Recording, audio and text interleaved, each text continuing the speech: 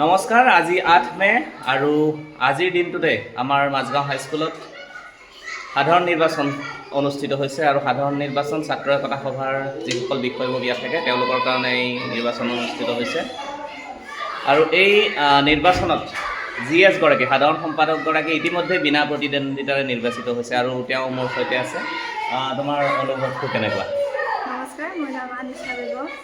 মই এইবাৰ বিনা প্ৰতিদ্বন্দ্বিতাৰে জয়লাভ কৰিছোঁ। অনুভৱটো যথেষ্টই ভাল, কাৰণ মই স্কুলখনক আগুৱাই নিবলৈ এই GS প্ৰতিযোগিতা আগবঢ়াইছিলোঁ। মই ভবা নাছিলোঁ যে মই এনেকৈয়ে জয় হ'ম, কিন্তু যিহেতু জয় হ'লেও মই যথেষ্ট সুখী আৰু মই বিচাৰিম যে মই স্কুলখনক যিধৰণে আগুৱাই নিব বিচাৰিছোঁ তেনেধৰণে লৈ যাব পাৰোঁ।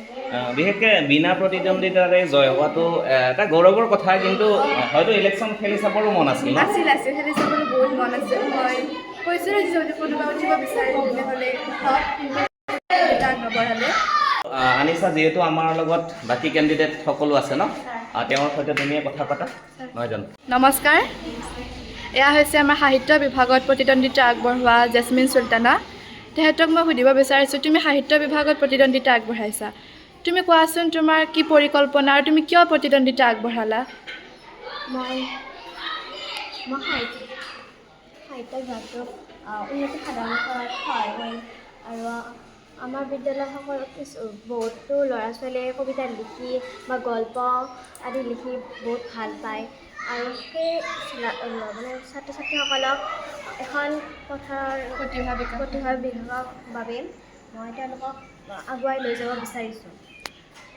তোমাৰ নমস্কাৰ আইছা, এয়া হৈছে আমাৰ যি স্কুলত 4টা হাউচ আছে, এই হাউচৰ ৰেড হাউচৰ কেপ্টেইনক তেওঁ প্ৰতিদ্বন্দ্বিতা আগবঢ়াইছে।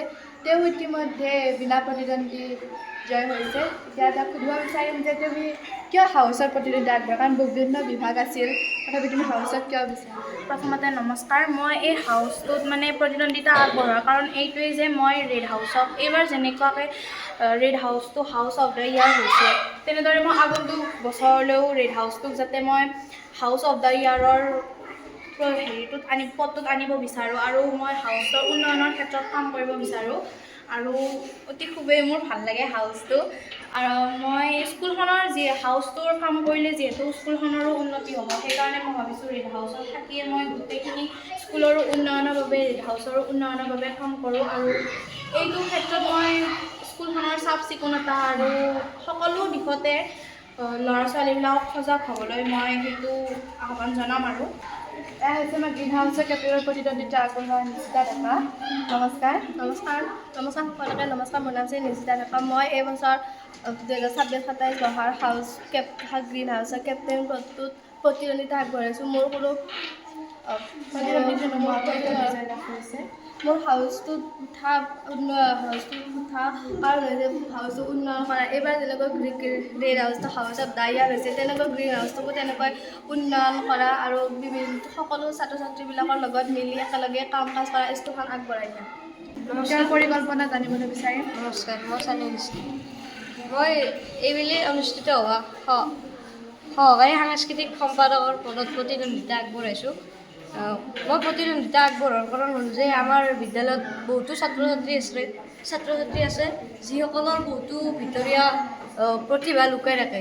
তেনেধৰণৰ প্ৰতিভা আমি সহজে চিনাক্তকৰণ কৰিব নোৱাৰোঁ আৰু তেনেধৰণৰ প্ৰতিভা মই চিনাক্তকৰণ কৰি তেওঁলোকক সেই প্ৰতিভা আগবঢ়াই নিয়াত সহযোগ কৰিম আৰু আমাৰ বিদ্যালয়ৰ শিক্ষক শিক্ষয়িত্ৰীৰ লগত সহযোগ কৰি আমাৰ সাংস্কৃতিক বিভাগটো মই আগবঢ়াই নিবলৈ চেষ্টা কৰিম। ধন্যবাদ।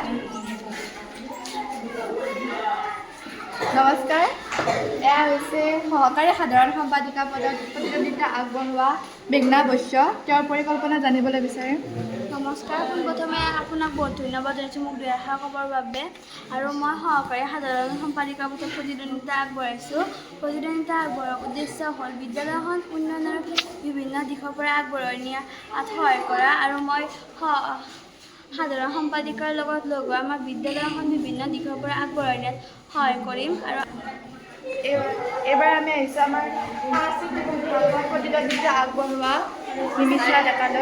তেওঁৰ পৰিকল্পনা জানিবলৈ বিচাৰিম।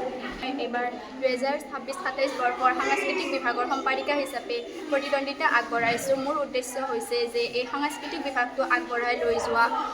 এইবাৰ আমি আহিছোঁ এখেতৰ বেগমৰ নমস্কাৰ, মই এইবাৰ সাংস্কৃতিক বিভাগৰ প্ৰাৰ্থী হিচাপে মই এইবাৰ সাংস্কৃতিক বিভাগটো বহুত বিভিন্ন ধৰণৰ আমাৰ ল'ৰা ছোৱালী ষ্টুডেণ্ট আছে, সেইবোৰে সাংস্কৃতিক বিভাগৰ ডেন্স গান এইবোৰ বহুত বেছিয়ে ভাল পায়। চ' সেইবোৰত মই অনুষ্ঠান পাতিব বিচাৰোঁ। আৰু এইবাৰ আমি আহিছোঁ অৰ্ণৱ ডেকালৈ। নমস্কাৰ, মোৰ নাম শ্ৰী অৰ্ণৱ আকাশ ডেকা। 2026-27 বৰ্ষৰ ছাত্ৰ একতা সভাৰ নিৰ্বাচনত মই সহ খেল সম্পাদক পদত প্ৰতিদ্বন্দ্বিতা আগবঢ়াইছোঁ। মই প্ৰতিদ্বন্দ্বিতা আগবঢ়োৱা কাৰণ এইটোৱেই যে মই এই বিদ্যালয়খনৰ ছাত্ৰ ছাত্ৰীসকলক খেলৰ দিশত আগবঢ়াই লৈ চেষ্টা কৰিম। অৰ্ণৱ ডেকাৰ এগেইনষ্টত উঠা সুমন আহমেদক সুধিবলৈ বিচাৰিছোঁ তেওঁৰ পৰিকল্পনা। নমস্কাৰ, মোৰ নাম সুমন আহমেদ। মই আগন্তুক 2026-27 বৰ্ষৰ ছাত্ৰ একতা সভাত সহকাৰী খেল সম্পাদিকা পদত প্ৰতিদ্বন্দ্বিতা আগবঢ়াইছোঁ। প্ৰতিদ্বন্দ্বিতা আগবঢ়োৱাৰ মোৰ এই উদ্দেশ্য যে আমাৰ বিদ্যালয়ৰ ছাত্ৰ ছাত্ৰীবোৰক মই খেলৰ পথত আগুৱাই নিব খোজোঁ আৰু যাতে সকলো ছাত্ৰ ছাত্ৰী খেলৰ ওপৰত বেছি গুৰুত্ব দি আৰু খেলৰ প্ৰতি যিটো আগ্ৰহ সেইটো মই আনিব বিচাৰিছোঁ। ধন্যবাদ। গতিকে আপোনালোক সকলোকে মোৰ ফালৰ পৰা আন্তৰিক শুভেচ্ছা জ্ঞাপন কৰিলোঁ।